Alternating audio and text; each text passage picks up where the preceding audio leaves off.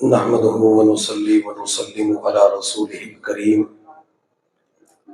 أما بعد فأعوذ بالله من الشيطان الرجيم بسم الله الرحمن الرحيم وأما ما ينفع الناس فيمكث في الأرض سبحان ربك رب العزة عما يصفون وسلام على المرسلين والحمد لله رب العالمين اللهم صل على سيدنا محمد وعلى آل سيدنا محمد وبارک وسلم۔ آج کا یہ خوبصورت پروگرام محفل حسن قرات و حمد و نعت قاری محمد رضوان سعیدی دامت برکاتہ العالیہ اور حافظ محمد اسماعیل ابراہیم عثمانی کے زیر انتظام جاری و ساری ہے۔ اللہ رب العزت اس پروگرام کو قبول فرمائے۔ اس پروگرام کے لیے جن احباب نے جس قسم کا تعاون کیا ہے اللہ تعاون کو شرف قبولیت نصیب فرمائے اور اس تعاون کے بدلے عشق قرآن اور عشق مصطفیٰ نصیب فرمائے۔ جو خدمت کی جماعت کام کر رہی ہے اللہ تعالیٰ خدمت کی جماعت کو محبت الہی نصیب فرمائے۔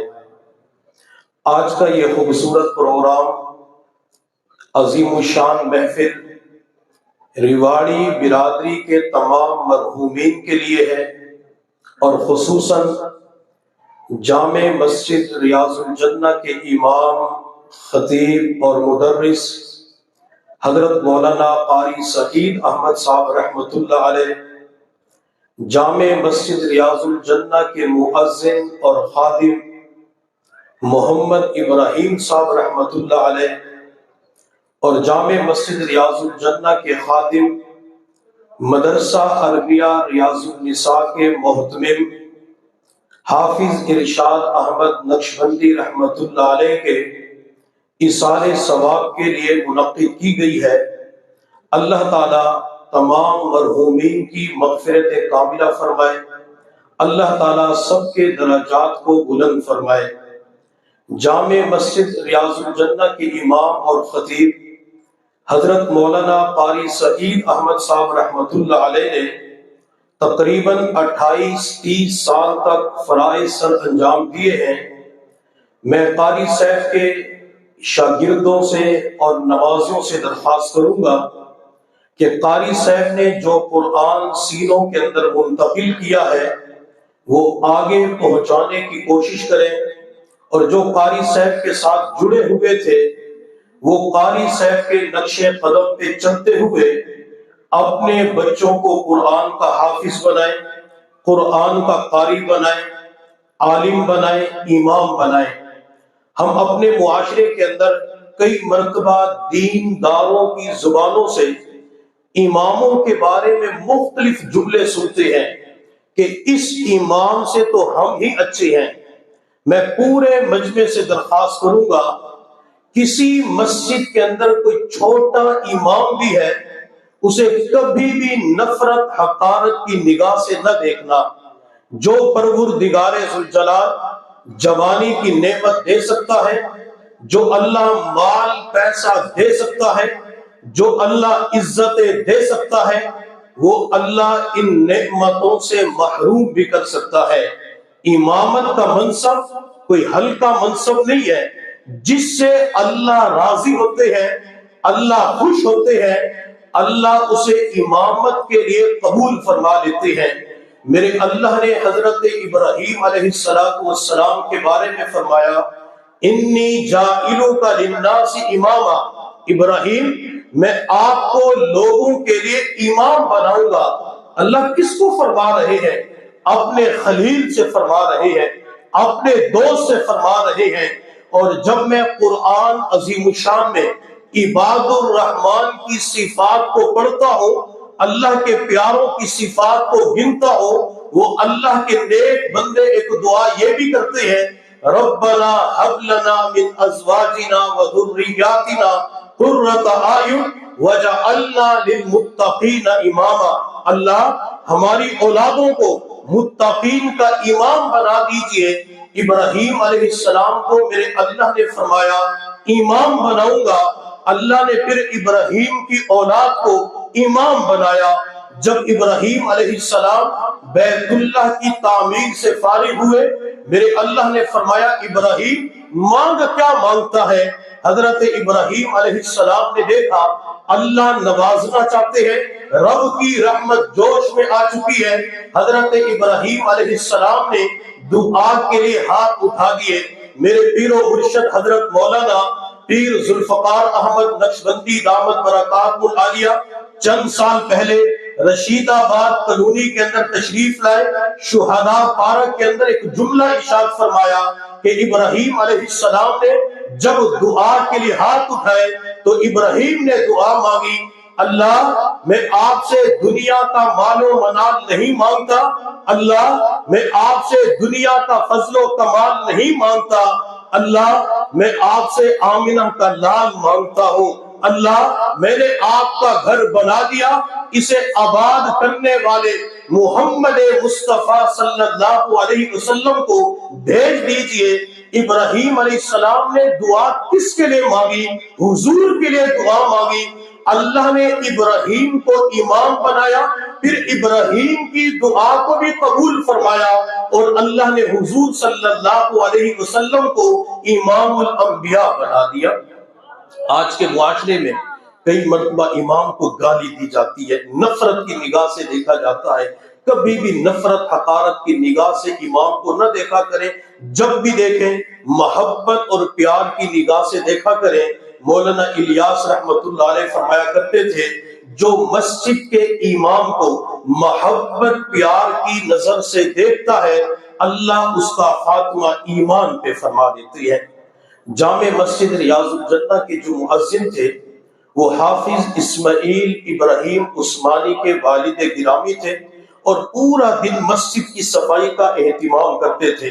ہماری اس مسجد کے اندر الحمدللہ ہر نماز کے وقت نمازیوں کی خاصی اچھی تعداد ہوتی ہے، اگرچہ وجوہات اور بھی بہت ساری ہیں، لیکن ایک وجہ جو اس مسجد کے بارے میں بیان کی جاتی ہے کہ مسجد کے اندر صفائی کا خاص اہتمام ہوتا ہے۔ بندہ کسی بھی نماز کے اندر آئے پوری مسجد صاف ستھری نظر آتی ہے، اور مسجد کے جو مؤذن اس ابراہیم صاحب تھے، اللہ نے اس صفائی کی بدولت، اذان کی بدولت کیا انعام عطا فرمائے۔ ایک مرتبہ مسجد کے اندر یہیں پہ ملاقات ہو گئی تو انہوں نے مجھے اپنے پاس بٹھا لیا اور بٹھانے کے بعد کہنے لگے حضرت جی مجھے رات دیدار مصطفیٰ کی نعمت نصیب ہوئی ہے، مجھے حضور کا دیدار نصیب ہوا ہے۔ ہماری اسی مسجد کے اندر ہر اتوار کو صبح 8 سے لے کر 9 بجے تک اصلاحی پروگرام ہوتا ہے، تو میں نے ایک مرتبہ پروگرام کے اندر حضور صلی اللہ علیہ وسلم کا مکمل حلیہ بیان کیا اور ساتھ یہ بھی بتایا کہ جو حضور کا حلیہ یاد کرے گا اسے دیدار مصطفیٰ کی نعمت حاصل ہوگی۔ 2-3 دن کے بعد جب مسجد کے مؤذن سے ملاقات ہوئی تو مجھے کہنے لگے حضرت مجھے حضور کا حلیہ اسی مجلس کے اندر یاد ہوا، اللہ نے رات حضور کی زیارت نصیب فرما دی۔ میں تمام احباب سے درخواست کروں گا کہ ہم بھی اذان دینے کا طریقہ سیکھیں، ہم بھی اذان دیا کریں، اذان دیں گے اللہ اس کی برکات ہمیں نصیب فرمائیں گے۔ مسجد ریاض الجنہ کے جو تعمیراتی کاموں کے اندر پیش رہتے تھے اور مدرسہ عربیہ ریاض النساء کے محتمم تھے حافظ ارشاد احمد نقشبندی رحمت اللہ علیہ، ان کے اندر مسجد بنانے کا، مسجد کی تعمیر، مسجد کی ڈیزائن، خوبصورتی کا ایک شوق ان کے اندر پایا جاتا تھا۔ انہوں نے صرف ایک مسجد کے اوپر کام نہیں کیا، الحمدللہ شمس آباد کالونی کے اندر مسجد امیر حمزہ، مسجد بیت السلام کی بھی تعمیرات کے اندر حصہ لیا۔ اس کے علاوہ مدرسہ عربیہ ریاض النساء کے اندر ہر وقت مصروف رہتے تھے۔ ایک شوق تھا کہ کسی طریقے سے یہ مدرسہ ترقی کر جائے، اللہ اس مدرسے کو عزت عطا فرمائے، اور میرے اللہ نے اس مدرسے کو عزت عطا فرمائی۔